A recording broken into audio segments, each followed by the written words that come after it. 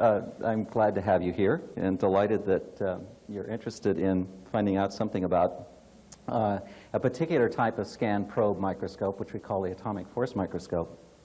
And I want to give you a combination of view graphs as well as 35 millimeter slides and a presentation of essentially this. The outline is going to be, I get that first slide off. Now, where's the controller?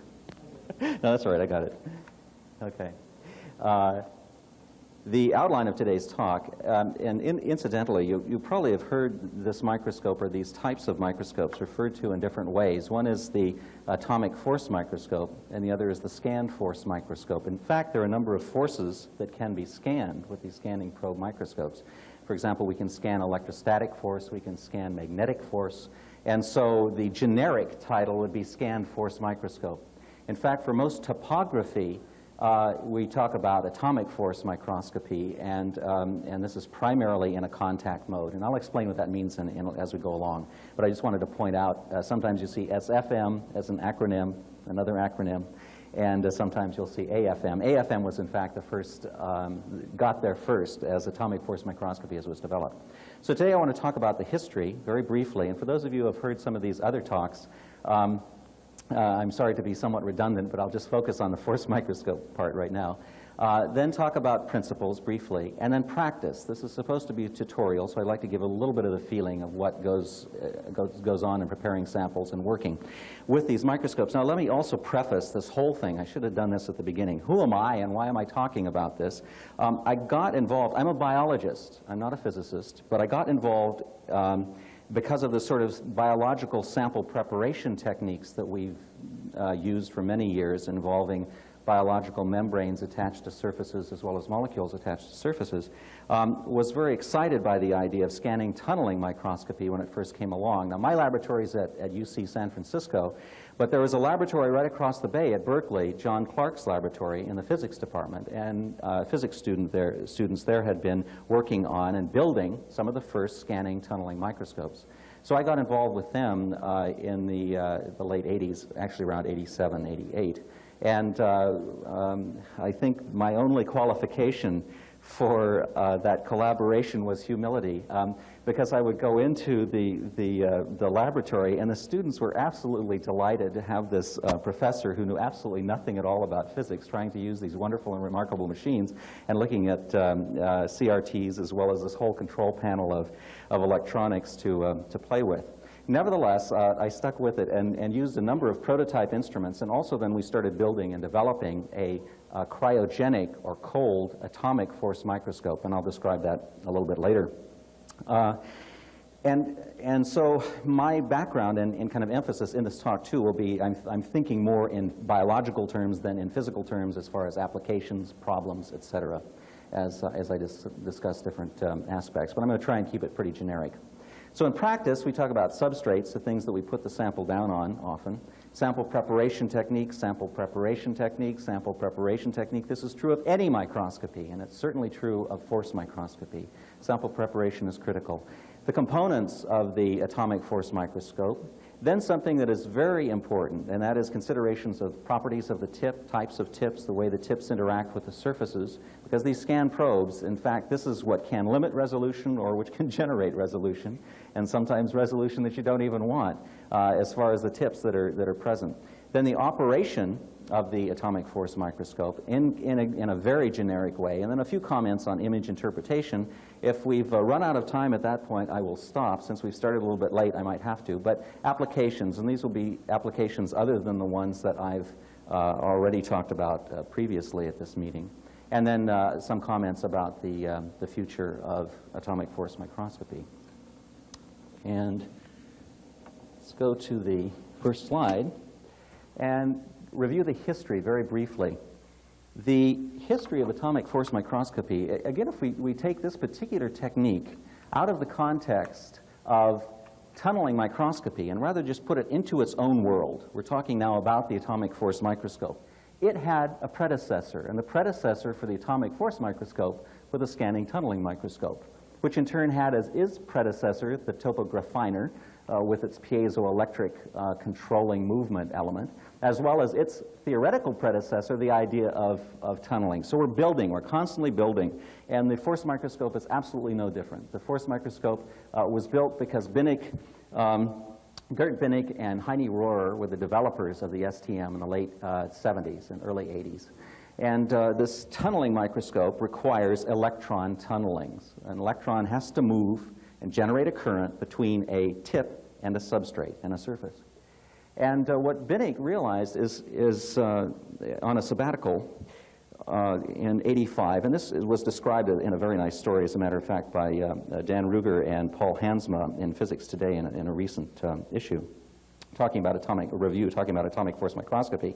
But Binnig was on a sabbatical, a well-deserved one, in '85 out on the West Coast, not too far away from where I live. And at the IBM Almaden laboratories, as well as interacting them with Cal Quate at Stanford University. And he was resting on the floor of his home looking at the ceiling. And he looked up at the ceiling and thought, now, there are patterns up there that we often scan with a tunneling microscope, but why do we need to use electrons? Why don't we just use force? Now, the first thing that you have to do if you want to use force is run the calculation of how to go about doing it. And I'll get to that calculation shortly, but the idea would be this. You simply have a tip that is ideally atomically smooth, or it ends in a single atom, that you bring very close to a surface, and now you drag it over the surface of the atoms on the surface. And if you have a way, if this atom is, or the tip is mounted on a cantilever, on this long lever arm, or a very soft spring if you want to look at it that way. If it's mounted on a spring and you detect the movement of the spring with a very sensitive detector, something that will detect displacements on the order of fractions of an angstrom, then you should be able to get, because this is non-conducting, an image of the surface. By repulsion, the atoms here would be repelled from the atomic surface charge, a hard shell theory here, as the tip scanned across the surface. And movement was controlled just as it is in the tunneling microscope, with a piezoelectric element. In this case, the piezoelectric is down below, and it can move the sample up or down, as well as in a raster pattern in X and Y, and generate then images. And I'll go into that a little bit later. So this was the basic idea of how you would make a microscope. I would guess that means that I go to a view graph.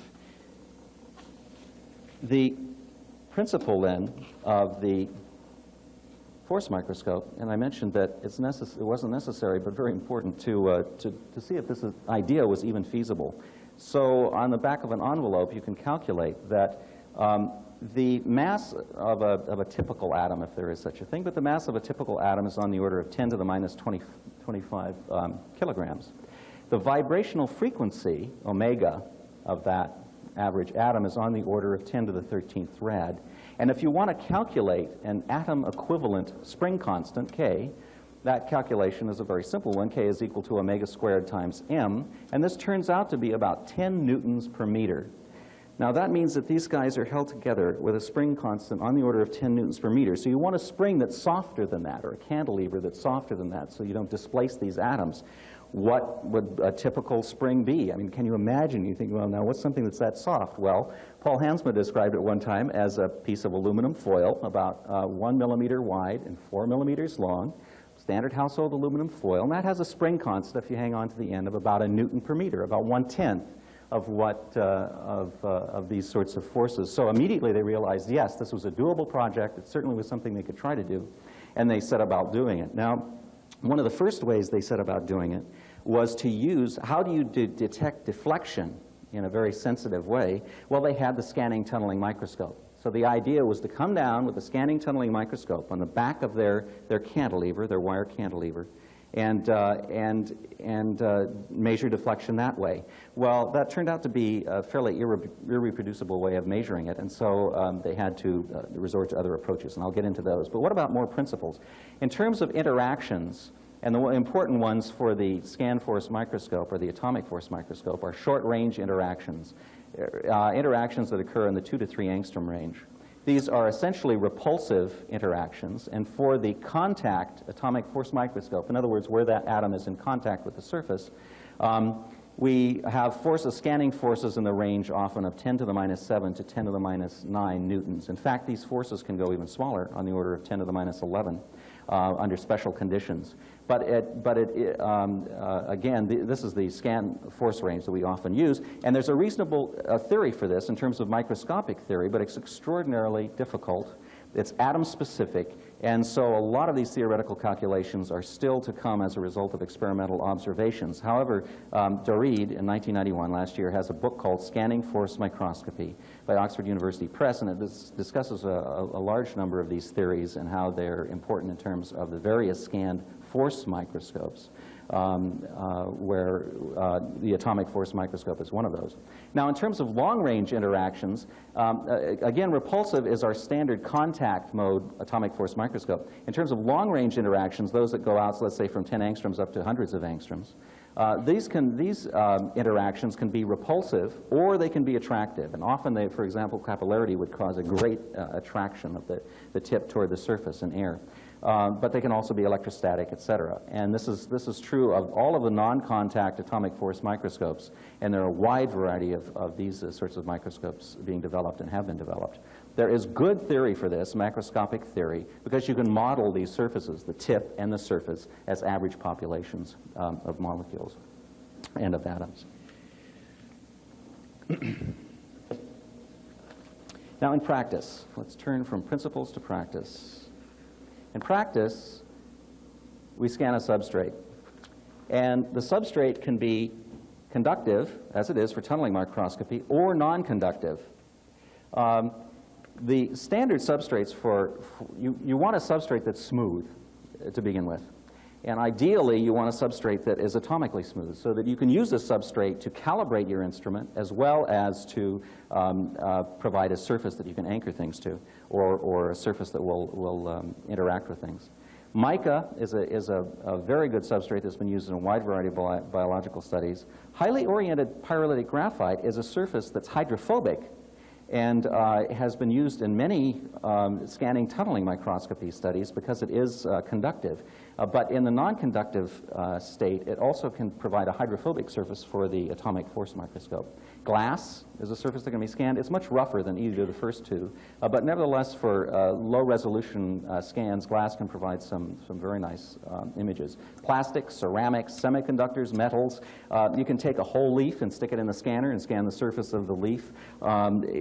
Just use your imagination, and you'll come up with a substrate that's compatible with these scan probe microscopes and the force microscopes in general. Mica, I want to spend a little bit of time on mica from a biologist's point of view because this turns out to be often the substrate of choice for most biological preparations, either to attach cells to or to attach molecules to or anything in between. And the idea is you take mica, it's so beautiful to clean because you simply cleave it. One of the standard ways is to have a wedge or a cube of mica or a disc and put a piece of tape on it, peel the tape off, and now you have essentially a atomically smooth lattice or a lattice structure that's very, very smooth over very large areas that is quite clean and can be used then to absorb molecules. A native mica, cleaved mica, for example, the green mica, if you place a solution of collagen on it, collagen has a net positive charge in the molecule that interacts with the surface and it will bind to it. Some membranes will do the same thing, and a variety of other structures will as well. On the other hand, in some cases, the sample won't stick to the mica, and you'll have to treat it. You can use cations. A very classic case recently has been using magnesium-treated DNA. Helen Hansma published that in Science recently. Or calcium treatment for binding membranes, purple membranes, and a variety of other ion and ionic strength treatments and pH treatments have been used to attach things to these mica surfaces. You can also covalently modify the mica surface, and this has been done in a number of different ways, so that now you can have a covalent structure to bind between the mica and a sample to be anchored, for example, DNA. And there's a Russian investigator working with Stuart Lindsay at ASU who has done some very nice work along these lines, anchoring DNA. And non-covalent modification. For example, you can pick up a Langmuir-Blodgett trough, one of these lipid bilayers, on the mica sheet, and then anchor things to the lipid bilayer, attach a protein or interact proteins, for example, antigen-antibody type of reaction with the surface of these bilayers. So these are a variety of very smooth surfaces then that you can use for atomic force microscopy. Now, in practice, sample preparation. And if you have a hard sample, you want it to be clean. And cleanliness to a microscopist is a fairly familiar word. From the point of view of cleanliness of surfaces in terms of single atom detectability, or at least a small combination of atoms, let's say rugosities on the order of 2 to 5 angstroms, which normally we wouldn't worry about in transmission electron microscopy, and atomic force microscopy can become a disaster and cover molecules. So if you have a hard surface, and if you are looking at surfaces, the way that you clean the surface and what they're exposed to just prior to going into the instrument or the conditions under which you scan become very important. If you have a soft surface, and most biologists have soft surfaces, you need some way to stabilize these surfaces. And one way is let nature do it, and this is the native way. In other words, have a crystal. For example, an amino acid crystal was one of the first biological samples that was scanned to get high-resolution surface structure, methyl groups on the structure of this crystal. Or have arrays, let's say membrane arrays. In purple membrane, this is a bacterial, differentiated region of a bacterial membrane that contains the light-harvesting pigment retinal in a bacterial rhodopsin molecule, and the bacterial rhodopsin molecules are all very tightly packed. And that acts as a wonderful structure, so that now when the tip scans across these molecules, they are anchored one against the other. Similarly, gap junctions have been used in a similar way and tightly packed. The HPI layer, as well as Langmuir-Blodgett films, et cetera. So arrays are one way of stabilizing a sample. Another way is to tether the sample. And a way to tether that is to simply put it down on the surface and then do some of the standard electron microscopic preparation techniques. For example, put a thin film of something down on top of it. You say, why in the world would I want to do that?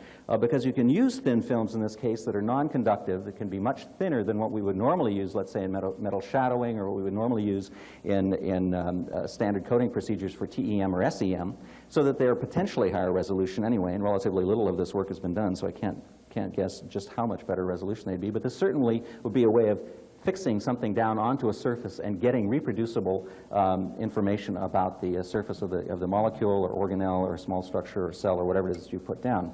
Now also you can tether by hydrophobic or hydrophilic interaction. So if you have a hydrophobic molecule or surface, you can tether that by interaction with a hydrophobic surface. If you have a hydrophilic molecule, you can interact electrostatically, or you can interact through covalent bonds or whatever to attach this to the surface. And tethering turns out to be now something that has been pursued quite a bit in order to get reproducible biological images. And so that's why I mentioned it here.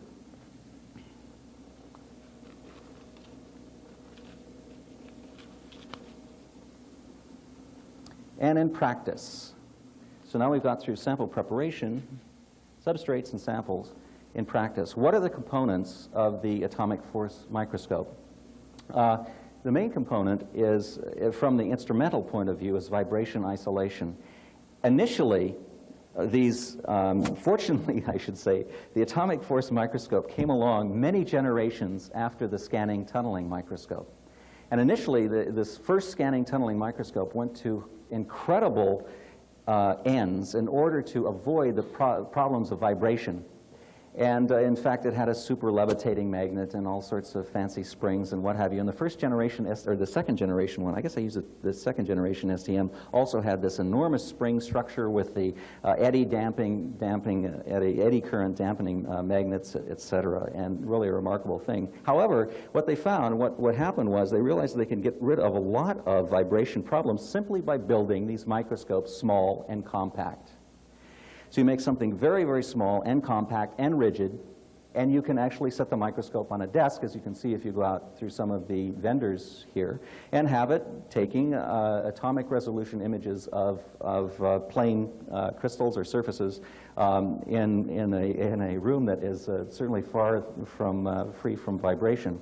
Under certain considerations, anyway, and experimentally, this sometimes is a problem, but in general this has been solved. So we don't have to worry too much about that. We've got a lot of good instruments that are relatively vibration insensitive.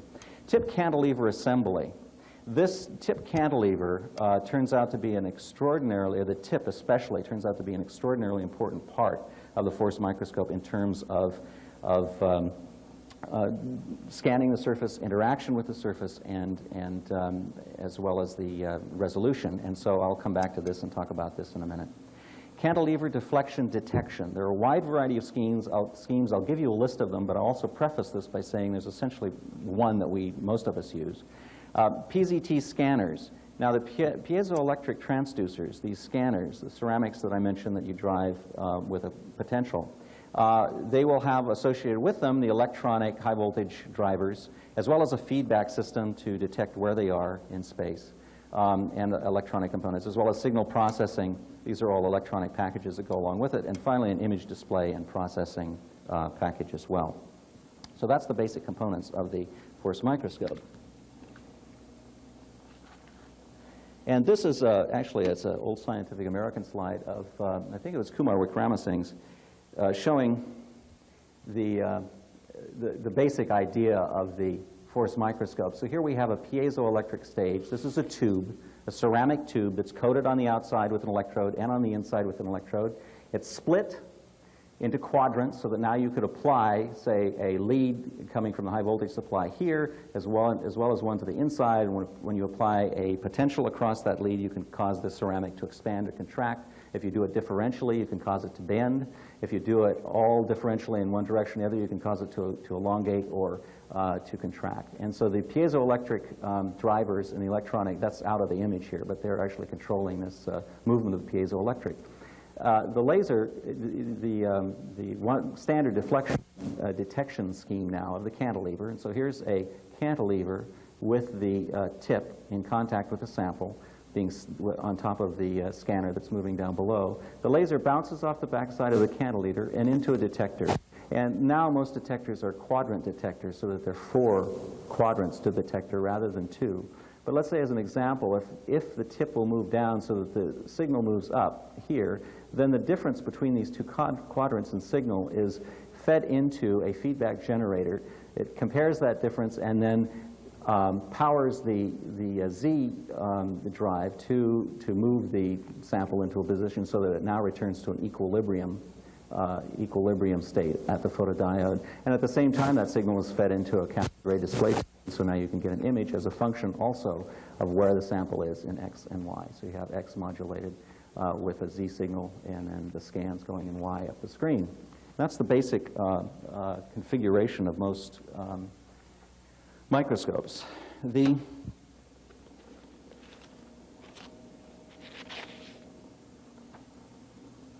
AFM components continued.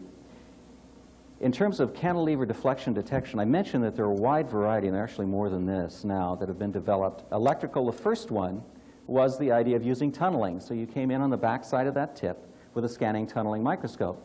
The problem with the scanning tunneling microscope is that ideally with these tips, you'd like to scan forces or detect forces, let's say on the order of 10 to the minus 9th Newton. But with the scanning tunneling microscope, especially in air, has a layer of contamination associated with the surface of the tip, as so does the back side of that cantilever. And now when you bring the tip in contact with the cantilever, it's exerting a force on the cantilever that's quite independent and significantly higher than the force that the cantilever is exerting on and the tip on the surface. So in fact, that led to an instrument that Paul Hansma described one time. I asked him how it was going. He said, well, it always works almost none of the time. And that happened in the 70s, in the 87 or so, 86, 87 period, and as a result of that and the irreproducibility that many people were having, a wide variety of different detection schemes were developed. And some of these were involved electrical capacitance. This is still used in a rocking force microscope that Joe Griffiths from AT&T was describing yesterday, a beautiful instrument, and especially one that is capable of monitoring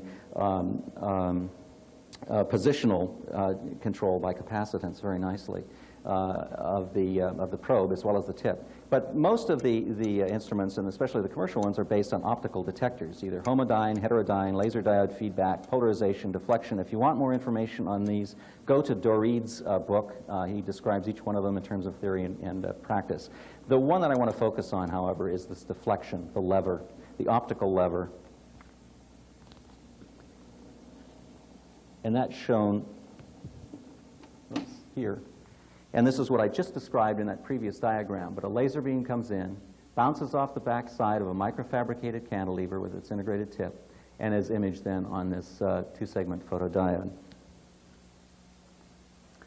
Now, these are examples of cantilevers, and this was in an article by Jan Ho and Paul Hansma in Trends in Cell Biology, the July 2nd issue this year.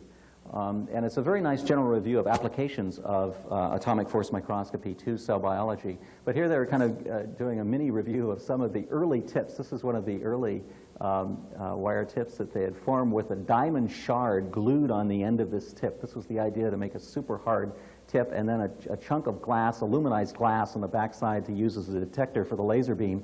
The production of these early tips was wonderful, especially the description where you would take a diamond that you got at a local pawn shop, put it between two pieces of steel, and hit it with a large hammer, and then search for the small fragments, and using an eyelash tool, transfer them and glue them to this cantilever, and that was the scanner. Things moved very quickly, however, and shortly there was this microfabricated cantilever with an integrated silicon nitride tip, and this is a detail of this pyramidal tip is what it's called.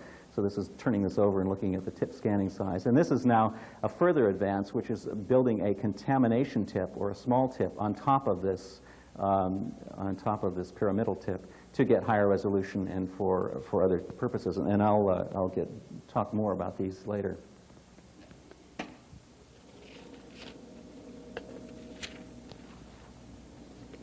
This brings us to tips. Tip consideration. Gentlemen, can everyone see this bottom line, or do I have to move that up? Can people in the back see it once down here? Okay. Practice tip considerations. The ideal tip should be sharp. In other words, ideally we like it ending in an atom or a few atoms. Hard, but not brittle, so it doesn't wear away, and at the same time it doesn't break off from the scanning, as forces sometimes increase. Ideally non-deformable, so it doesn't just kind of move around as you're scanning, and minimally interactive. And that's something that people don't seem to pay too much attention to. But from a biological point of view, and also from some experimental point of view, it's very important. Because it could be interactive if you think in a gross sense of just scraping something off the surface. I mean, one beauty of these microscopes is they're wonderful nano machines. So you can use these tips to go down. There's an article in Science, I think this last month, about nanomachining molybdenum trisulfide or oxide on a molybdenum disulfide surface, where you have this thin film of oxide that's about 13 angstroms thick, go down, cut a little wedge out of it with a channel about 100 angstroms wide, and then move the wedge over. I mean, incredible micromachining stuff that can be done with these. In contrast, I mean, we have optical tweezers, yes, for the light microscope, but with these force microscopes and scan probe microscopes, we can do incredible manipulation at very, very small scale. So that's an advantage. In that case, it's an interactive advantage that we really like. For biology, we don't want to do that, or we might, but generally we don't want to go in and move things around too much. So we want it minimally interactive. And the properties, the chemical properties and surface properties of these tips, especially for hydrated biological samples, can vary as a function of pH, as a function of ionic strength, buffer type, composition, etc. And that just generally isn't, I think, thought about yet, but probably will be. But let's look at just some geometric problems or considerations. One, with a standard pyramidal tip. And now these are some things that actually were brought out very nicely in the STM workshop yesterday afternoon. Phil Russell's group, as well as in North Carolina, as well as the AT&T group, have been really actively investigating the geometry and interactions of tips of surfaces and developing some wonderfully novel tips to scan these surfaces. But what I want to show you here is the idea of a pyramidal tip scanning across a surface. And let's say we have three different structures illustrated as kind of a cube, this kind of inverted triangle sort of thing, and as a couple of bars, or as a couple of ridges. If you have a large tip, then the red dotted line would trace the signal that you would get out of this. In other words, as this tip approaches with a fairly large angle of curvature, approaches this edge, in fact what we're getting is an image of the side of the tip. We're not getting an image of this cube or block at all. And the same thing on the other side. Again, when it comes up to this, not only we not getting the side of the block, but we're not getting any of the undercut, so the area that is not imaged at all is extraordinarily large. And finally, when we move over to something that's relatively close together, the tip can't penetrate this region, and so we're getting a very false idea of approximately how deep this structure would be. So this is the problem with the large pyramidal tip. What happens if we grow a very fine tip and make a stiff, high aspect ratio tip, something that will be able to look at these high aspect ratio samples, and in biology we have many of these large things that are laying on surfaces.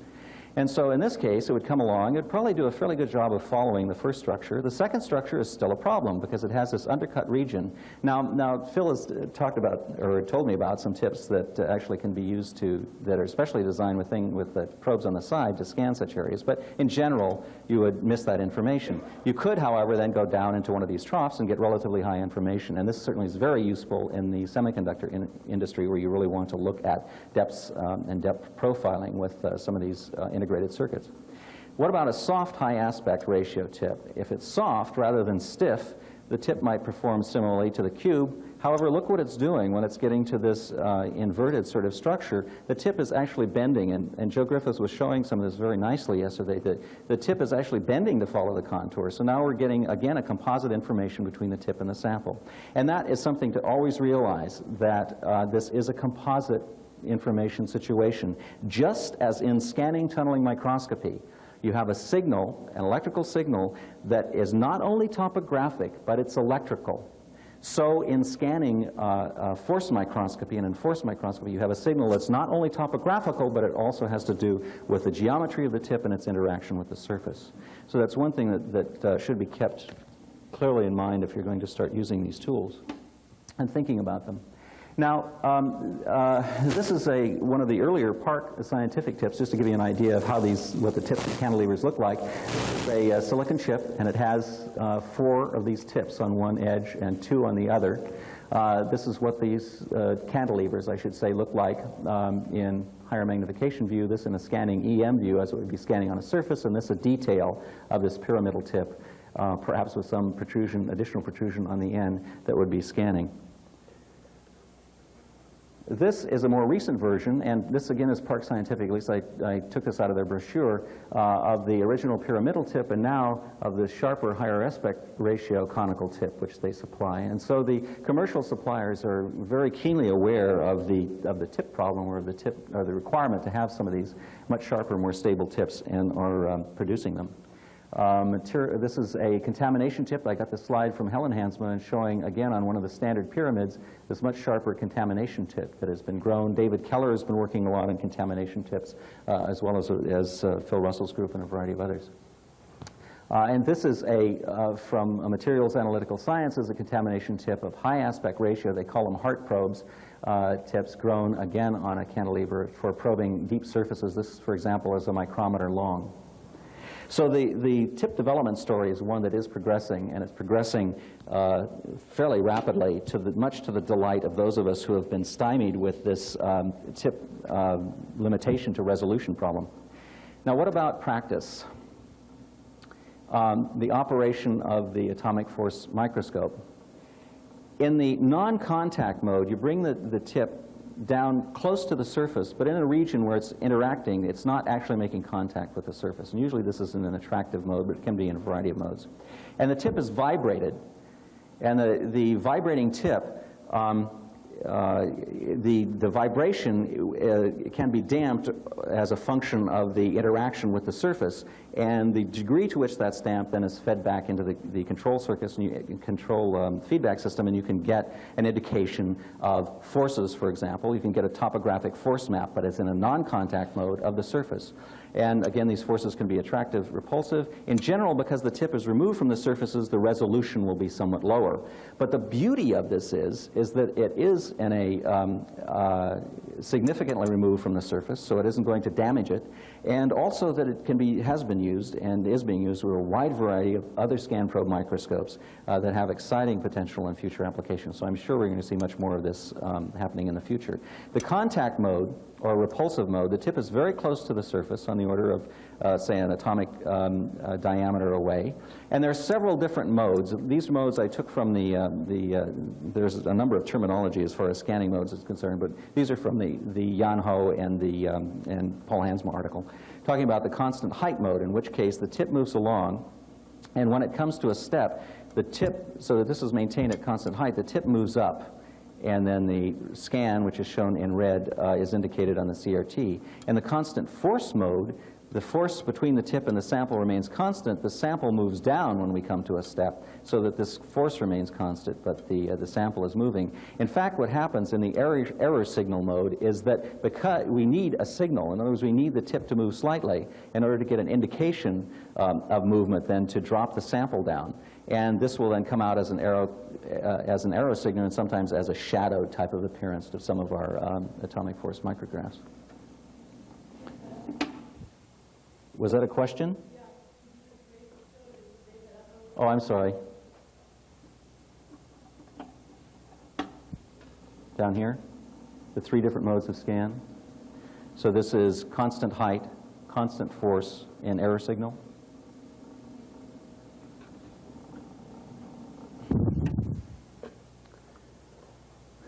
And this is simply to indicate that the forces can be significant. This is when the tip is in contact. Actually, this is a beautiful paper by in JACS, measuring essentially hydrogen bonds, single hydrogen bonds. And a tip was in contact. For example, if we're sitting somewhere out here in the non-contact mode, the tip will move in. At some point, it will be rapidly or strongly attracted to the surface. This is usually called a snap-in signal, and then it will become more and more repulsive as the tip gets closer to the surface. If this would be in an air, when we're operating with a force microscope in air, if we now immerse the microscope into buffer at a particular pH, you can see that the signal smooths out. And essentially we have, as we come in from a distance, there's none of that snap in, but then the repulsion increases as we get closer and closer to the surface. And now, as a function of pH, and this is why I mentioned it's important to think in terms of the surface properties of the tip as well as of the surface being scanned, because as a function of pH, you can actually control and manipulate this signal quite precisely. And so by scanning it at different hydrogen ion concentrations, it's possible then to get to a point where these forces are extraordinarily small and can measure very, very small forces in relatively high precision.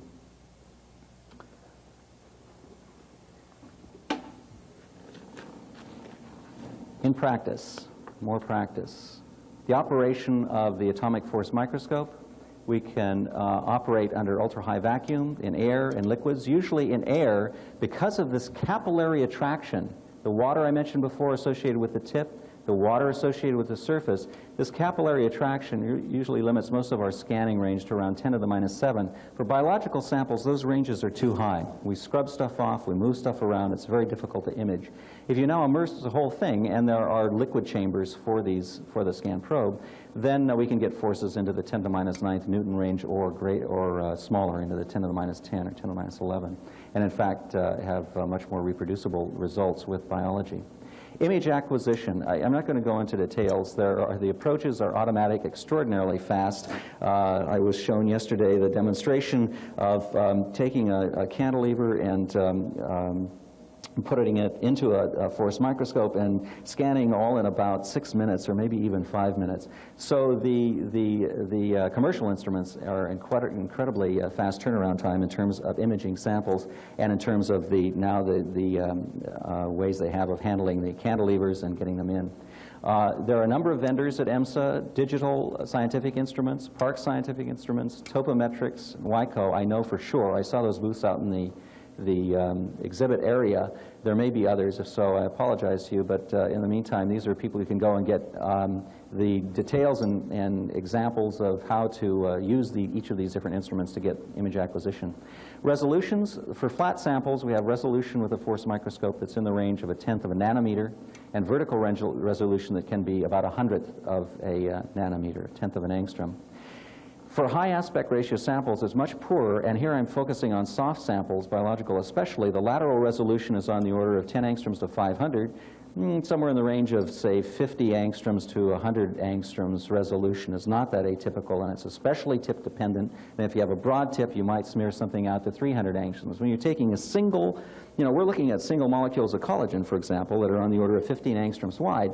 In some cases, we'll spread that molecule out to 150 angstroms.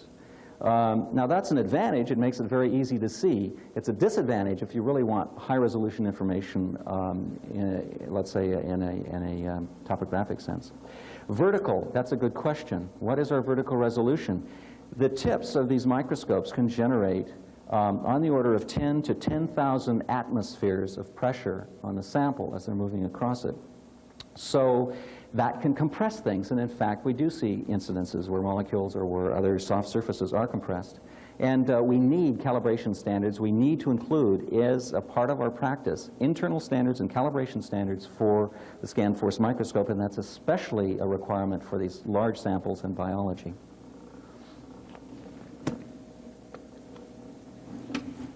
This is an example. There's a nanoscope. I'm not doing commercials for these guys, but I just took their brochures and snapped out some colored pictures to give you, if you don't stop by the exhibits, to see what these things look like. They're in basic, what you have is an electronics box that interfaces with the microscope. It's a little standalone here. You get the idea of scale. This is a 486 computer, and this is a mouse and a keyboard.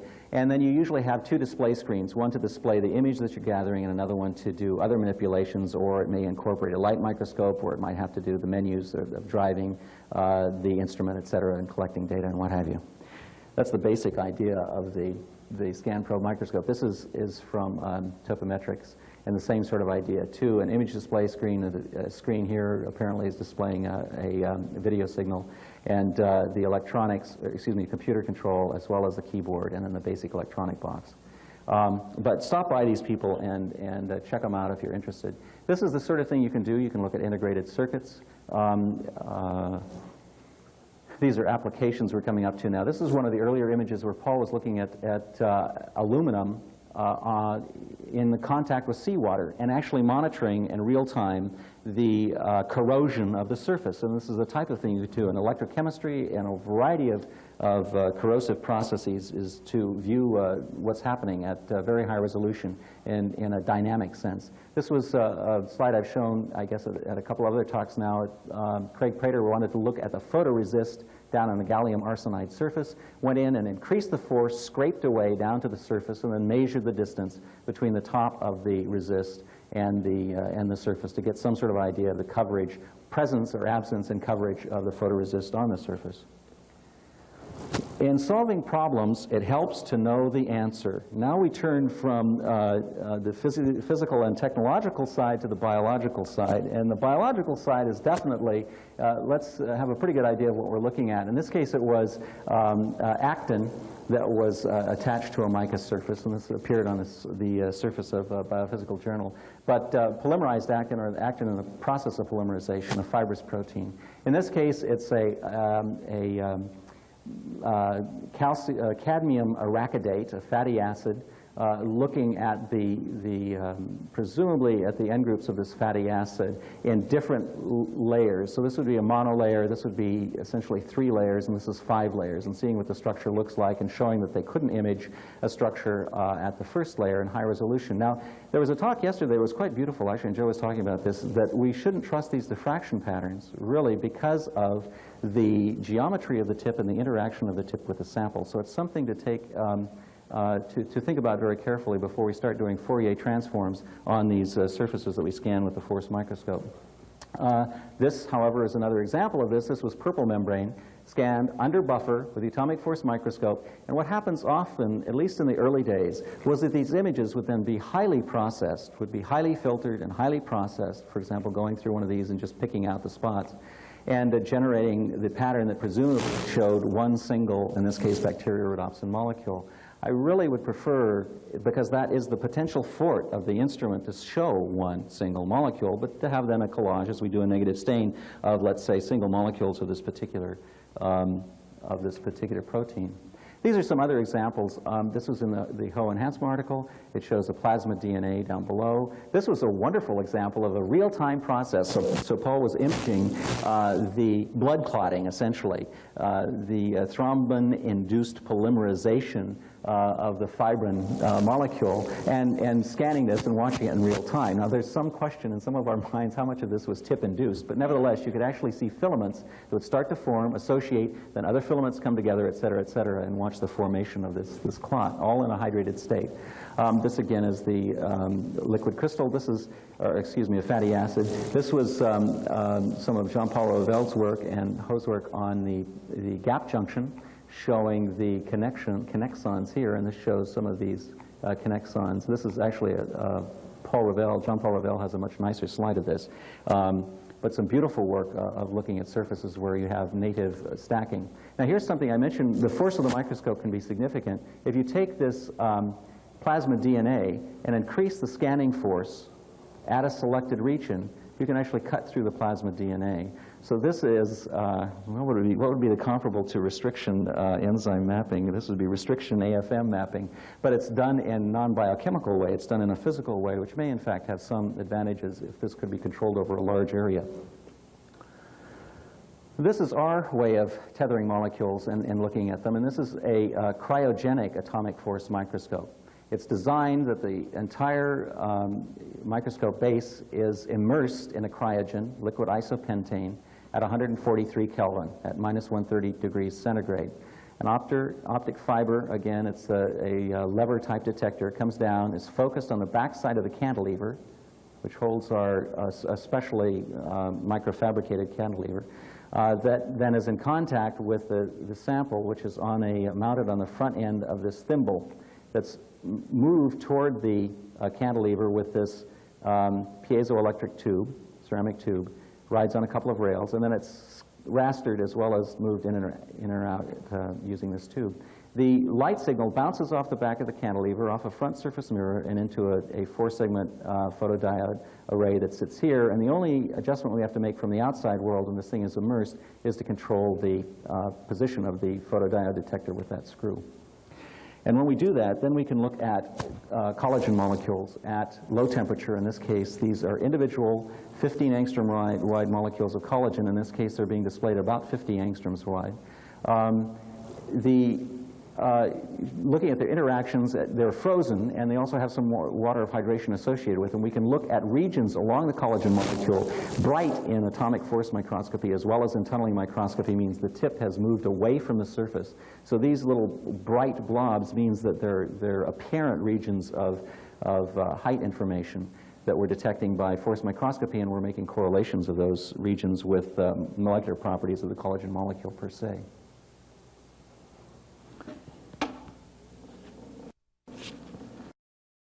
Interpretation.